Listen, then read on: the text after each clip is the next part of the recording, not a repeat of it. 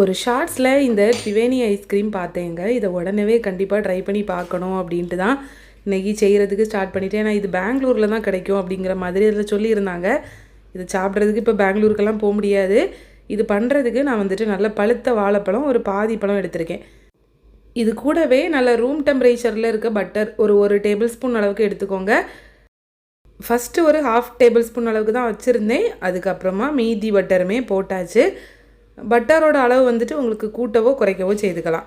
இது கூடவே ஒரு டேபிள் ஸ்பூன் அளவுக்கு குல்கண்டு, ரோஸ் குல்கண்டு இருக்குல்ல, அது வந்து சேர்த்துருக்கேங்க. இது கூடால ஒரு 2 பீஸ் அளவுக்கு குலாப் ஜாமுன் சேர்த்துருக்கேன். அப்புறம் வந்து ஒரு ஸ்கூப் வெனிலா ஐஸ்கிரீம் சேர்த்துருக்கேன். இதில் எதை வேணாலும் நீங்கள் கூட்டவோ குறைக்கவோ செய்துக்கலாம். பட் இதை சாப்பிடும்போது எல்லாத்தையும் சேர்த்து ஒரு ஸ்பூனில் எடுத்து சாப்பிடுங்க. அப்போ தான் எல்லா டேஸ்ட்டும் மிக்ஸ் ஆகி சூப்பராக கிடைக்கும். கண்டிப்பாக நீங்களும் இந்த த்ரிவேணி ஐஸ்கிரீமை ட்ரை பண்ணி பார்த்துட்டு எப்படி இருந்துச்சுன்னு கமெண்ட்ஸில் ஷேர் பண்ணுங்கள். செம்மையாக இருந்துச்சு.